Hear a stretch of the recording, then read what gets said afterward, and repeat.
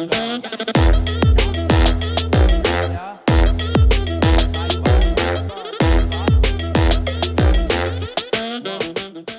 right, gang, it is February 23rd, and let's get this party started with guilt. We're gonna start with guilt. It sounds like it's a volunteer kind of roundup here at the Journey North. We're gonna start with guilt. In case of sin or offense of guilt, a guilt or trespass offering is to be made to atone for the sin. When monetary damages can be assessed, there is also the idea of restitution, in which value is given over and above the damage inflicted. In effect, it is an offering of money or of value equivalent. The Lord said to Moses, against sins of omission, commission is what we do with intentionality, omission is that with which we leave out. The Lord said to Moses, when anyone is unfaithful to the Lord by sinning unintentionally in regard to any of the Lord's holy things, they're to bring to the Lord as a penalty a ram from the flock, one without defect, and of the proper value in silver, according to the sanctuary shekel. It is a guilt offering. They must make restitution for what they have failed to do in regard to the holy things. Pay an additional penalty of a fifth of its value and give it all to the priest. The priest is to make atonement for them with the ram as a guilt offering, and they will be forgiven. Sins of commission, that with which they commit. Boy, if we collected tithes based on people's sin of commission at the Journey North, do you know how many shekels we'd have at the temple? If anyone sins and does, would be paid off. The debt would be paid off. If anyone sins and does what is forbidden, we'd have a lot of rams. Whatever is forbidden in any of the Lord's commands, even though they do not know it, they are guilty and will be held responsible. They are to bring to the priest as a guilt offering a ram from the flock, one without defect and of proper value. In this way, the priest will make atonement for them for the wrong they have committed unintentionally, and they will be forgiven. It is a guilt offering. They have been guilty of wrongdoing against the Lord. The Lord said to Moses, if anyone sins and is unfaithful to the Lord by deceiving a neighbor about something entrusted to them or left in the care, or about something stolen, or if they cheat their neighbor, or if they find lost property and lie about it, or if they swear falsely about such sins that people may commit, when they sin in any of these ways and realize their guilt, they must return what they have stolen or taken by extortion, or what was entrusted to them, or the lost property they found, or whatever it was they swore falsely about. They must make restitution in full, add a fifth of the value to it, and give it to the owner on the day they present their guilt offering. And as a penalty, they must bring it to the priest, that is, to the Lord, their guilt offering, a ram from the flock, one without defect, and of the proper value. In this way, the priests will make atonement for them before the Lord, and they will be forgiven for any of the things that did not make them guilty. These are the regulations for the guilt offering, which is most holy. The guilt offering is to be slaughtered in the place where the burnt offering is slaughtered, and its blood is to be splashed against the sides of the altar. All its fat shall be offered, the fat tail and the fat that covers the internal organs, both kidneys with the fat on them near the loins, and the long lobe of the liver, which is to be removed with the kidneys. The priest shall burn them on the altar as a food offering presented to the Lord. It is a guilt offering. Any male in a priest's family may eat it, but it must be eaten in the sanctuary area where it is most holy. The same law applies to both the sin offering and the guilt offering. They belong to the priest who makes atonement with them. The priest who offers a burnt offering for anyone may keep it hid for himself, its hide for himself. Each grain offering baked in an oven or cooked in a pan or on a griddle belongs to the priest who offers it, and every grain offering, whether mixed with olive oil or dry, belongs equally to all the sons of Aaron. These then are the regulations for the burnt offering, the grain offering, the sin offering, the guilt offering, the ordination offering, and the fellowship offering, which the Lord gave to Moses at Mount Sinai in the desert of Sinai on the day he commanded the Israelites to bring their offerings to the Lord. On the Sabbath day, make an offering of 2 lambs, a year-old without defect, together with its drink offering, and a grain offering of 2/10 of an ephah, and the finest flour mixed with olive oil. This is the burnt offering for every Sabbath, in addition to the regular burnt offerings and its drink offering. On the first of each month, present to the Lord a burnt offering of 2 young bulls, 1 ram, 7 male lambs a year old, without defect. With each bull, there is to be a grain offering of 3/10 of an ephah of the finest flour mixed with oil. With the ram, a grain offering, 2/10 of an ephah of the finest flour mixed with oil. And with each lamb, a grain offering of 1/10 of an ephah of the finest flour mixed with oil. This is a burnt offering, a pleasing aroma, a food offering presented to the Lord. With each bull, there is to be a drink offering of 1/2 a hin of wine with the ram, 1/3 of hin with each lamb, 1/4 of hin. This is the monthly burnt offering to be made at each new moon during the year.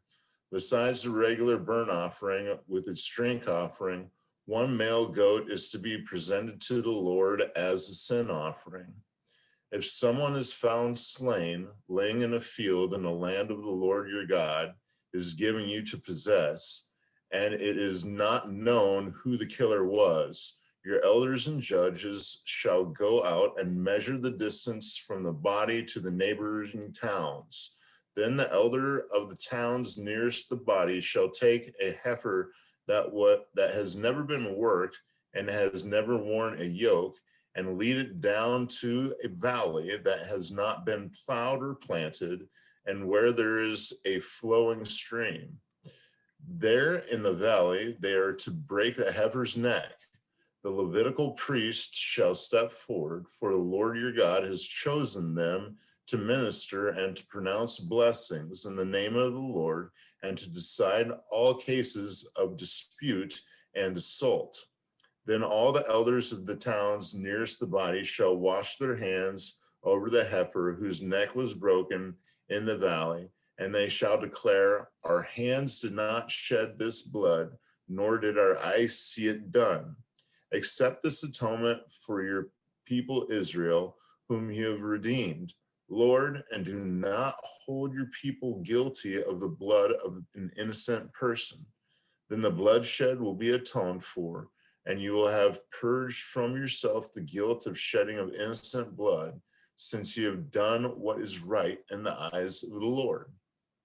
The Lord said to Moses, speak to Aaron and his sons and to all the Israelites, and say to them, if any of you, whether an Israelite or a foreigner residing in Israel, presents a gift for a burnt offering to the Lord, either to fulfill a vow or as a freewill offering, you must present male without defect from the cattle, sheep, or goats, in order that it may be accepted on your behalf.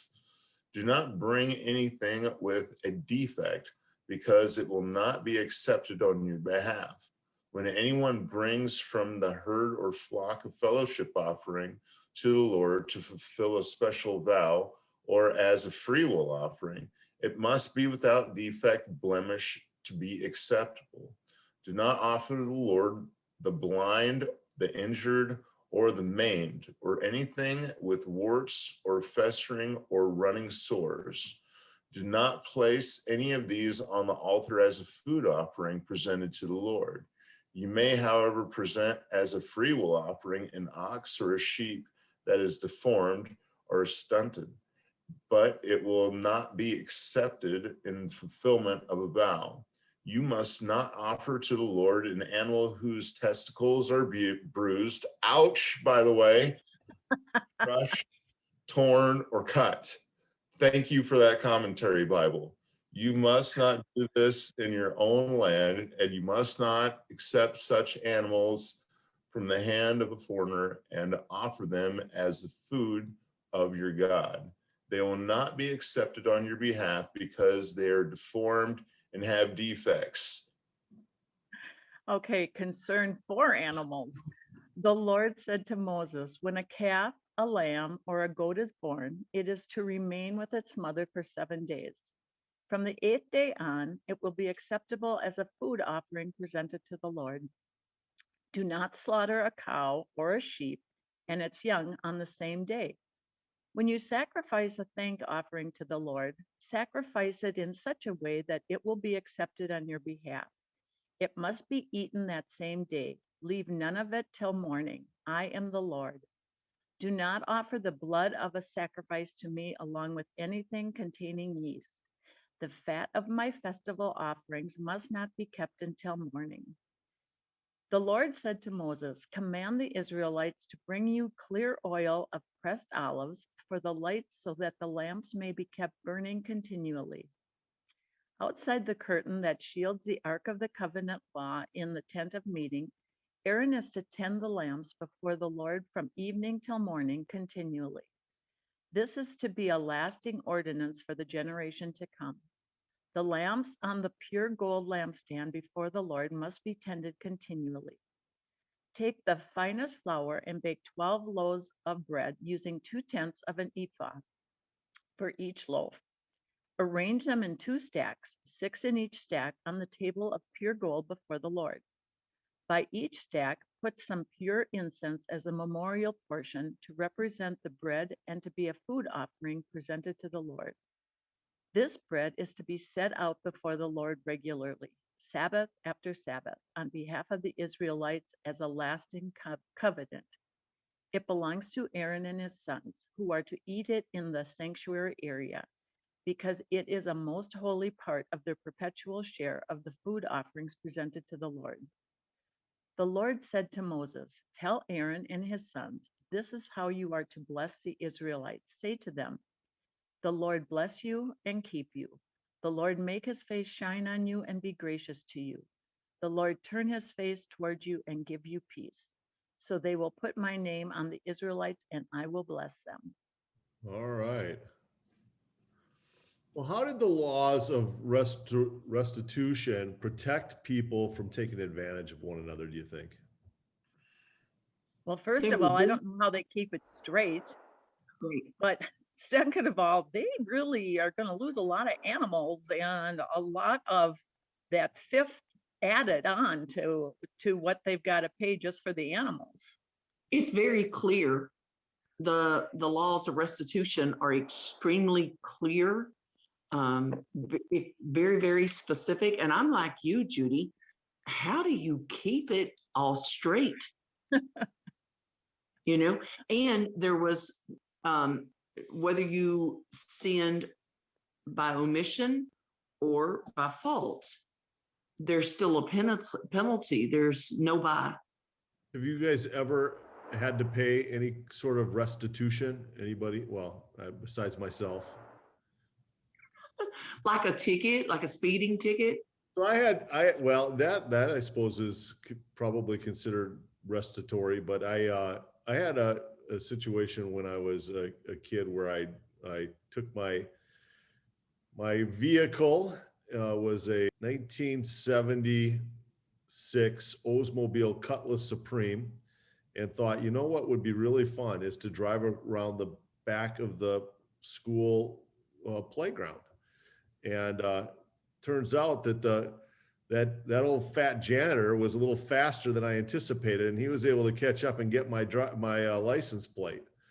and wasn't long before the cops were knocking at my door at home, and wound up having to do some restitution, and for a number of hours every day had to for a long time sit in the janitor's office doing little tasks.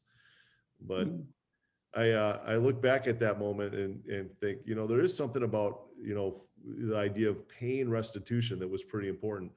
Then later in my life, I had a moment where I kind of a clarity that, probably all that shoplifting at Tom's Thumb, that probably wasn't such a good idea. And now as a Christian guy, I was going to Bible college, and I managed to save up, I don't know, $500 or $600, and I went in and paid the manager for all the little candy bars that I'd stolen as a punk, kid that, but there's something about getting right and with the Lord about sin, and stuff that you've done that, saying you're sorry to the Lord, maybe it just doesn't always cut it. Maybe there's another step that needs to be done to right the injured, or to help that person or peoples with whom we've wronged. And I don't think we talk a lot about that. And I don't think I've really given much thought to it until I was just reading this right now and thinking, there's something really restorative about restitution for me as the villain in the story, to be able to, not just, placate to, the idea of the forgiveness of sins, but actively participate in that idea of the forgiveness of sins. Yeah, I remember one time I skipped school. Well, I only did that one time because of the fact I got 20 hours of detention. Mhm. And, you look at that and you think, was it really worth it? And it was like, no, it really wasn't. Yeah. And, and it's funny how, you and I are of the age now, Judy, where these stories are like half a century ago in some, I know. and yet they etched in our memory in a very real way. How many things have happened since we were kids, right? And yet we can kind of harken back to some of those really authoritative instructional moments in our lives where we went, I'm not doing that anymore. I'm going to live my life differently. And I think there's something about that. I was raised Catholic, and I was about. Oh my gosh, that explains so much. Doesn't it? And my mother worked at the local hospital, which was ran by Catholic organization, and the nuns that were novice volunteered at the hospital, and my mother got to know many of them over time. And I had become quite the smart mouth and a slight bit defiant. And my mother's punishment was always interesting and extremely unpredictable. And I would run to my father, for protection and to get away from her. And so she decided one time, let's take a ride, pack a little bag. And I'm like, I'm going to get rewarded for all my naughtiness.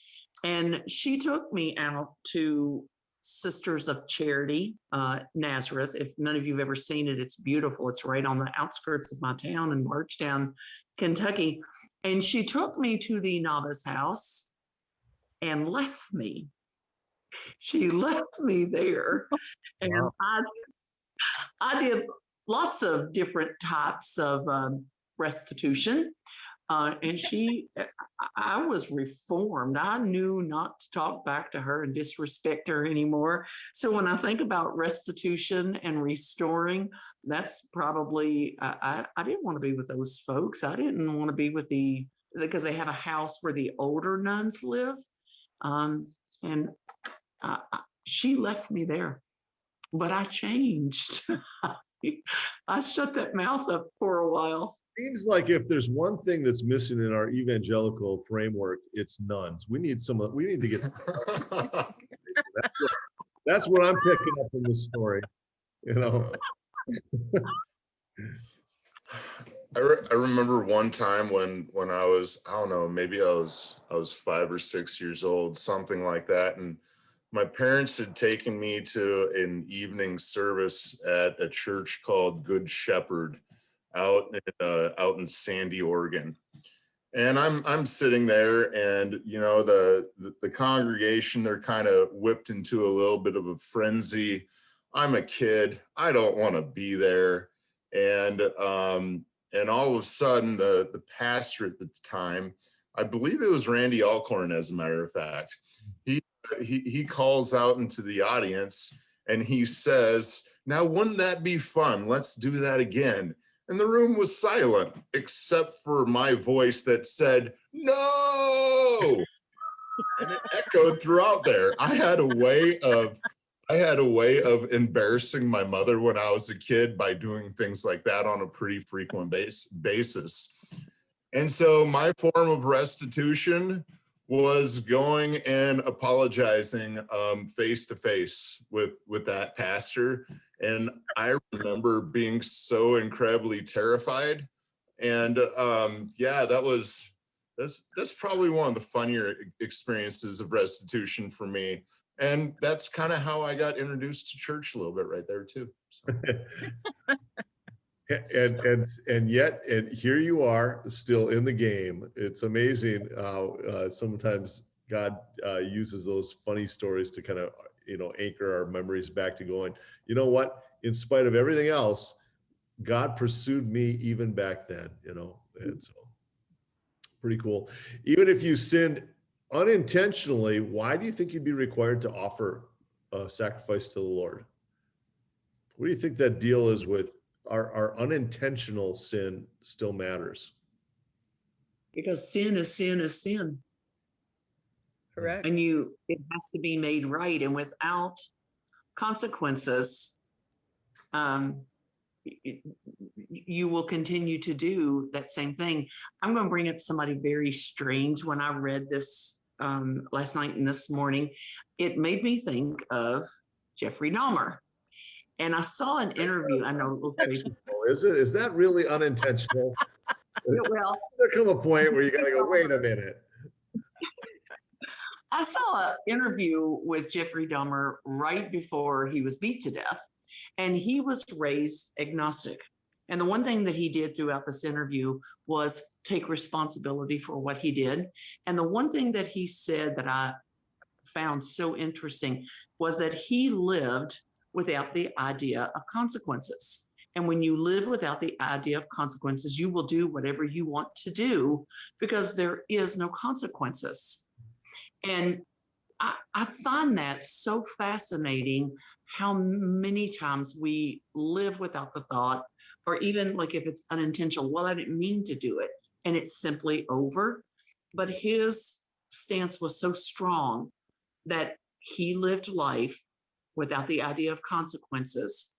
And that if he had known, because he had accepted Jesus at that point, if he'd have known that maybe his life, he would have made different choices. But I found that so interesting to the degree that he lived, that once he accepted Christ, it was clear consequences. And without consequences, we'll continue to live life any way. What else do you think? I mean, if you've sinned unintentionally, why would you be required to offer a sacrifice to the Lord? What else do you see there? There's a way that seems right to a man that just isn't always that way. You know, I mean, it can come from a lot of different places, at least as far as I'm concerned. And just because what we're doing, or just because what we have done, rather, we don't know anything about it being wrong, it doesn't take away from the effects that it has on other people as well. Just because I don't know that I'm doing something wrong, it doesn't mean that that's not going to have some kind of consequence to other people too. And so I think that part of the atonement for that is not only for us, but it's for the rippling effects into eternity of the action of which we just committed. there'd been plenty of things that I've known about that I do know the effects of which my sin has taken place, such as, I'm a man that's divorced and I have a son that lives in Texas. And because I have a son that lives in Texas and I don't get to tuck him in every night, I know that there's consequences for me not being there every day for that. And it doesn't mean that I don't do what I can or whatever, but that's the consequences for that are pretty big. And at the time when I got divorced, I was like, this is not a big deal. This is not a huge thing that's happening. Well, come to find out later on, it was much more of a big deal than what I thought after I became a student of Scripture. So yeah, I think it's just how we affect the world around us, and if we can make right what is happening in the world around us, even for the things that we don't know, at least to a certain extent, I think that we have the capacity of being able to possibly negate or maybe lessen or God makes right what we had done when we give that fully to him, even when we're like, oh, I'm sorry, I didn't know that was really, really messed up. I'm going to pay for what I've done anyway, to the extent of which I possibly can as a frail, fragile, finite human. Yeah. Can I drill down on that a little bit more? You said something that struck me interesting, but it's kind of Do personal. you, Mark? Okay. Well, the idea that, you became a student of Scripture and you're seeing some things as you're learning in the Word, but you also, I think, probably even more significantly, you fell in love with the Lord, and you became a follower of Christ. Speak to how that has impacted your desire around parenting. Oh wow. So for me, the idea of father-son relationship, I've always had a very let's say skewed perspective on, especially with the relationship I had with my grandfather, the relationship that I had with my father. I just never trusted a male figure that was in authority. So when I started learning about this God, this father, and this son that had this relationship, and all of that just really messed me up a lot. I couldn't wrap my brain around it. But the love that the Father God has for us, the children that are His, is just remarkable. What really impacted me in the greatest way is that all of a sudden I could see the different threads. I could hear him speaking to me from like the beginning of my life. And he was speaking to me in a way that I could now finally comprehend and understand of the way of which he was trying to lead me. And realizing that he didn't abandon me, he didn't take me through the things that I went through, and realizing that that really at the end of the day he was always there, and I wasn't alone. I wasn't abandoned in the way that I thought I was, and that he was always there protecting me. That gave me an immense amount of security and comfort, and just knowing finally that I was loved, and that I was loved by him. And in that entire process, he used a myriad of different people, circumstances, and ways of which to prove this in a way that my skeptical mindset could actually accept. you know and yeah, I don't know, I could go on about that for a while. I don't want to take up too much time or whatever, but that was like part of it.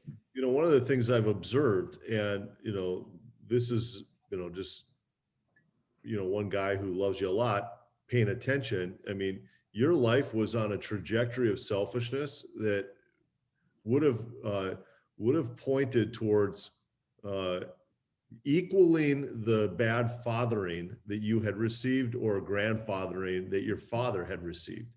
I mean, you were on a path of emulating selfishness that had been present in your family system dynamic for generations. And Yep. God seems to have stepped in and broke that in you. I mean, you're charting a brand new course in relationship to your son and in your responsibilities, not just to your son, but as a father. I mean, you're owning Yep. being a father differently. And Yep. and I'm really proud of you. I think it's a really significant thing that God has arrested the direction with which your life was going. And you know, as you think about even the sins of restitution, I mean, the idea of what are you going to restore onto your family? And there was something that's interesting that's just kind of that I noted as we were reading that it calls for a 5% greater fee, right, than what was taken. And I look and go, man, you've gone above and beyond the 5%. I mean, you're restoring into your family above and beyond, and I love that that restoration that God is allowing you to begin to walk out. Thank you. How do you think God's restoration laws motivated the Israelites to be more responsible? I mean, how did this idea of the law, the restorative law, cause them to try to live their lives differently?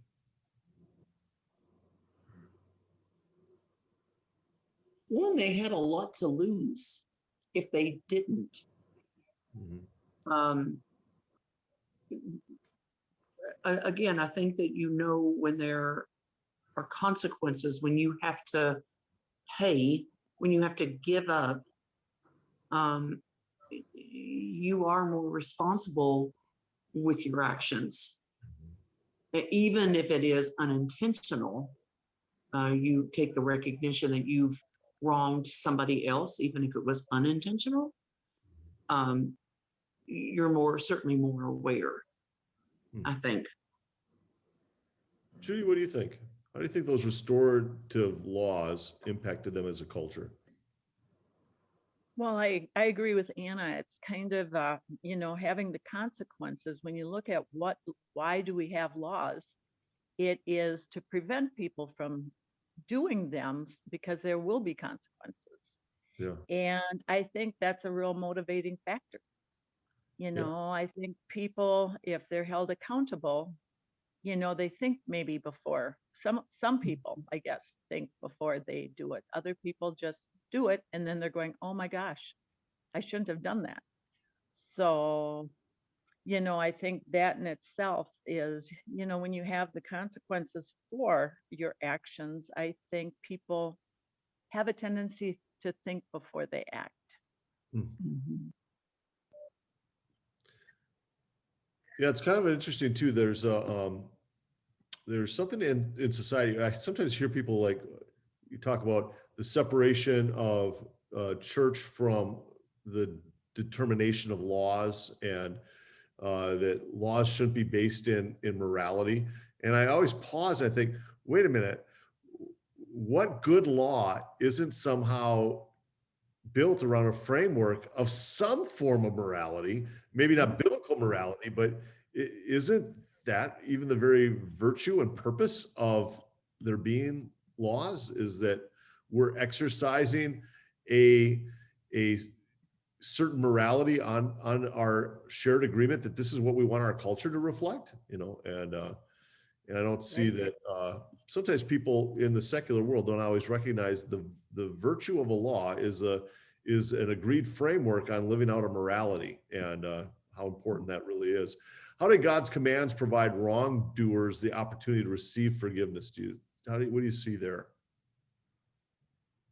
If it's okay, I kind of want to go back to a little bit of what you're saying. It's funny, but almost all the laws of our land are built off of biblical principles, to include our financial system as well, like a reset every 7 years, or a year of jubilee, so to speak.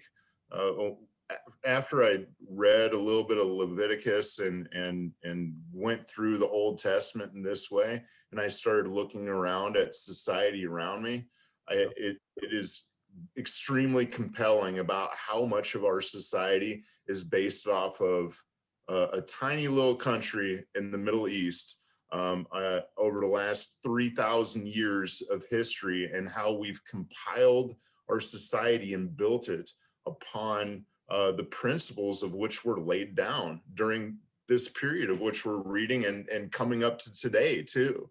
Yeah.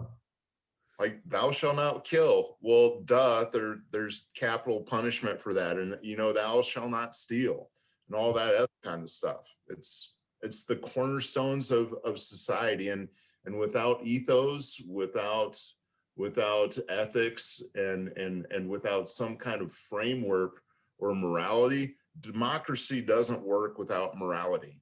It almost seems like God knew what he was doing. Right. Oh boy. One of the last questions I just want to reflect on is something I was talking with my son Gabe around. How important is it to return things you borrow in good condition? Mhm. What do you see about that? If you've ever had something returned to you that's not in the same condition as it was when you gave it, sometimes for me, it almost, I'm too quick to judge and say that it speaks to that person's character of Go ahead, not Jeff. caring. It does speak to their character. It does speak to their character. It does. I mean, what are you going to say? It does. It does. They don't care about how hard you may have worked for that. They don't. They have no concern for when you get ready to use it, if you have to work hard to clean it up, or do you know that I've had something returned to me that wasn't done right? So it's as though they have no concern for the other person, complete disregard. It's disrespectful. It was years ago. We were married. We were going on a vacation, and I borrowed Greg and Heidi's camera. And wouldn't you know that, no fault of my own, I opened up the case. I think we took 3 pictures, and it stopped working, broke. It just died, right? And it was expensive. It was an expensive camera. And before we got back, I went and replaced it, and I gave them a new camera because it couldn't get repaired. So, but I remember thinking to myself, there was an internal battle in that moment, because there was like, this is so inequitable. I mean, this is their 4-year-old camera. They've obviously taken a gazillion pictures, and now it broke. They handed it to me and it broke, right? It's like, how is that my responsibility? But then I paused for a moment. I kind of set the pause button. It was like, I have borrowed really, really nice things from different people for different reasons over the course of time, and been able to, benefit from their expenses over the course of time. And it gave me great confidence. I'm going somewhere in a week, and I wanted to borrow a drone from somebody. It's a $1,200 piece of equipment. And I could say to them with great confidence, it will be returned in better or as good or better condition than when you lend it to me, if you let me use it.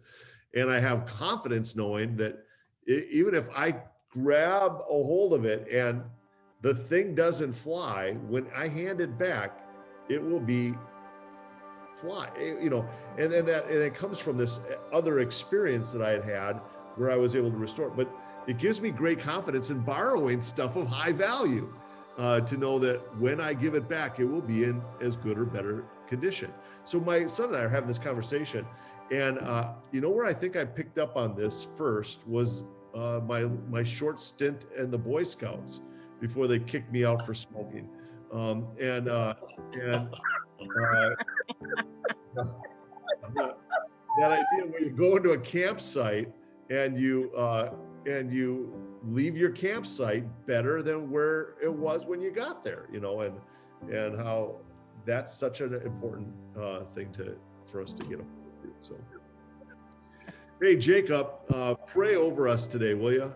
I mean, you really shared most intimately, and I'd love for your prayer over our church and over those who hear this to be one of grabbing a hold of kind of restoring our hearts to the right position with God, and then living out our self, what life we have in a way that really brings him honor. So. Okay. Lord God, Father in heaven, thank you for a gathering together again this morning over your word to start our day and to help us get off to the right foot. Lord God, in heaven, I would ask that as we walk through our day, as a church collectively and individuals, that when we see areas of our life that we need to restore, that we take action. In the times that we are incapable of being able to see restoration processes, I would ask that you either bring people into our lives to make us aware of this in a way that is going to be good for us to receive, or that you enlighten us with your revelation and unveil to our eyes what is taking place before us. I would ask, Lord God, Father in heaven, that when it is time for us to give our offerings of sacrifice, that you remind us that something had to die for us to be restored, and that was your Son. And that when we go about our way and when we go about our life, that we keep that in mind before we act.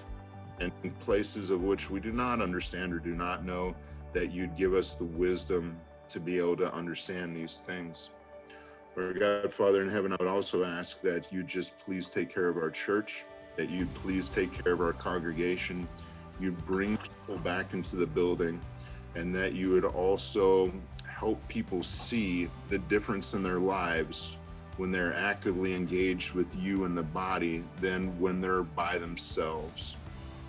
Please be with us in our day, and please love us more and more, and let us be able to see, feel, and experience it. In your holy and precious name, Jesus. Amen. Ladies, thank you so much. Jacob, always a pleasure. See you, gang. Make it a great day. Bye, guys. Bye, guys.